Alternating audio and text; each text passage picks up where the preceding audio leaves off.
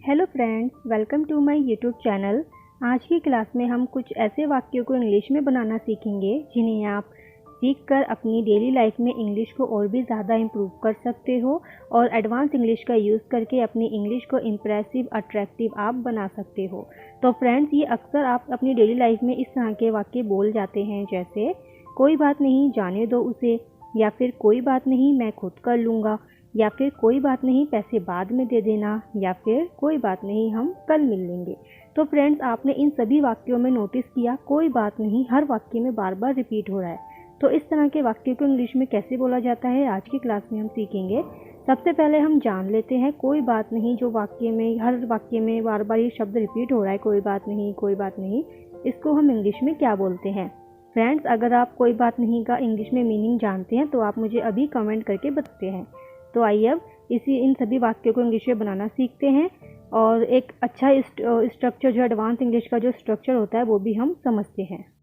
तो फ्रेंड्स, इन सभी वाक्य में जो कोई बात नहीं बार बार रिपीट हो रहा था, सबसे पहले आप ये जान लीजिए, कोई बात नहीं को आप नो इशू भी बोल सकते हो, या फिर आप नेवर माइंड भी यूज़ कर सकते हो, या फिर आप नो मैटर का भी यूज़ कर सकते हो, या फिर आप नो प्रॉब्लम भी बोल सकते हो, या फिर इट डजेंट मैटर भी बोल सकते हो आप, या फिर इट मेक्स नो डिफरेंसेस भी बोल सकते हो। तो कोई बात नहीं के लिए आप इन सभी वर्ड में से कोई सा भी एक वर्ड आप यूज़ कर सकते हो इंग्लिश बोलने के लिए। ओके, तो इसका जो स्ट्रक्चर रहेगा कोई बात नहीं वाले सेंटेंसेस का, इसमें पहले आपको no issue, never mind, no matter, no problem, it doesn't matter, it makes no differences, इनमें से कोई एक वर्ड आपको यूज़ करना है जो कि कोई बात नहीं की जगह पर आपको यूज़ करना होगा, और उसके बाद आपको टेंस का यूज़ करना है।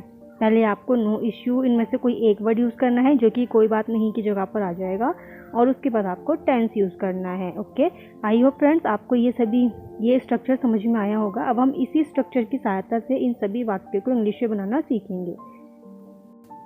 तो फ्रेंड्स, मैंने यहाँ पर कोई बात नहीं के लिए नो इश्यू का यूज़ किया है। मैंने हर सेंटेंस में कोई बात नहीं की जगह पर नो इश्यू का यूज़ किया है, और आप इनमें से कोई भी वर्ड यूज़ कर सकते हो। ओके, तो हमारा फर्स्ट सेंटेंस है, कोई बात नहीं, जाने दो उसे।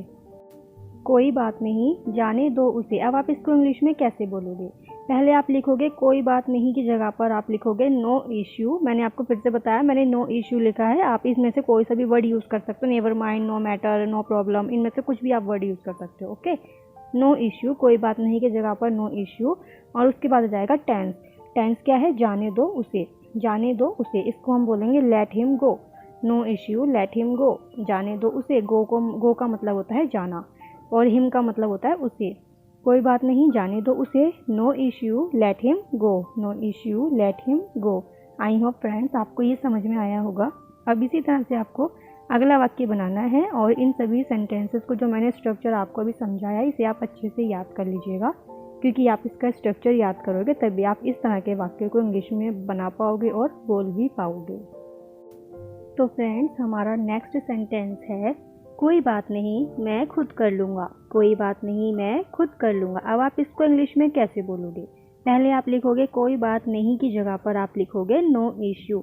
कोई बात नहीं, नो इश्यू, और उसके बाद आपको टेंस लिखना है। टेंस क्या है? मैं खुद कर लूँगा। मैं खुद कर लूँगा। अब आप इसको इंग्लिश में कैसे बोलोगे? आई will do it myself. I will do it my self. खुद के लिए अगर हम बोल रहे हैं तो उसको हम माई सेल्फ बोलते हैं, और करने को डू बोलते हैं। ओके, कोई बात नहीं, मैं खुद कर लूँगा। No issue, I will do it myself. मैं खुद कर लूँगा, या फिर मैं इसे खुद कर लूँगा। No issue, I will do it myself. I hope friends आपको ये समझ में आया होगा। अब इसी तरह से आपको अगला वाक्य बनाना है। नेक्स्ट सेंटेंस है, कोई बात नहीं, पैसे बाद में दे देना। कोई बात नहीं, पैसे बाद में दे देना। अब आप इसको इंग्लिश में कैसे बोलोगे? पहले आप लिखोगे कोई बात नहीं, इसको आप लिखोगे नो इश्यू। कोई बात नहीं, नो इश्यू। इसके बाद आप लिखोगे पैसे बाद में दे देना, इसको आप कहोगे give money later. Give money later. No issue, give money later. या तो आप इसको इंग्लिश में ऐसे भी बना सकते हो, no issue, give money later, या फिर आप इसको इंग्लिश में ऐसे भी बोल सकते हो, no issue, you can give money later. No issue, you can give money later. Give माने होता है देना, मनी का मतलब होता है पैसे, और लेटर का मतलब होता है बाद में। No issue, give money later आप ऐसे बोल सकते हो, या फिर आप इंग्लिश में ऐसे भी बोल सकते हो, no issue, you can give money later, आप कोई बात नहीं आप पैसे बाद में दे सकते हो। No issue you can give me money later. या फिर आप ऐसे बोल सकते हो no issue give money later, कोई बात नहीं पैसे बाद में दे देना। No issue give money later या फिर no issue you can give money later. Okay, I hope friends आपको ये समझ में आया होगा। अब इसी तरह से आपको अगला वाक्य बनाना है और ये सभी वाक्य आपको बहुत ध्यान से समझने हैं और अपनी डेली लाइफ में इन सभी वाक्यों का यूज़ भी आपको करना है। चाहे आप किसी से चैटिंग में बात कर रहे हैं या फिर आप किसी से पर्सनली बात कर रहे हैं, तो आप थोड़े बहुत वर्ड्स इंग्लिश के बातचीत के अंदर अपनी कन्वर्सेशन में कुछ वर्ड्स आपको इंग्लिश के यूज़ ज़रूर करने चाहिए, क्योंकि आप धीरे धीरे जैसे यूज़ करते रहोगे इंग्लिश के वर्ड्स, वैसे वैसे आपकी इंग्लिश इंप्रूव होती रहेगी और आपको जो इंग्लिश बोलने का प्रोनाउंसिएशन होता है, इंग्लिश बोलने का जो तरीका होता है, वो भी आपका सुधरता रहेगा। ओके, तो अब इसी तरह से आपको अगला वाक्य बनाना है। अगर कोई डाउट हो तो आप कमेंट करके पूछ सकते हो। नेक्स्ट सेंटेंस है कोई बात नहीं हम कल मिल लेंगे। कोई बात नहीं हम कल मिल लेंगे। तो फिर फ्रेंड्स आप इसको इंग्लिश में कैसे बोलोगे? पहले आप लिखोगे कोई बात नहीं की जगह पर नो इश्यू, इसमें से आप कोई भी वर्ड यूज़ कर सकते हो। No issue, never mind, no matter, no problem, if it doesn't matter या फिर इट मेक्स नो डिफरेंसेस। इनमें से आप कोई भी एक वर्ड यूज़ कीजिएगा और उसके बाद आपको टेंस लिखना है। टेंस क्या है? हम कल मिल लेंगे। तो आप इसको इंग्लिश में ट्रांसलेट कीजिएगा। मिलने को कहते हैं मीट, MEET मीट। मीट का मतलब होता है मिलना और कल का मतलब होता है टुमारो और हमको कहते हैं वी।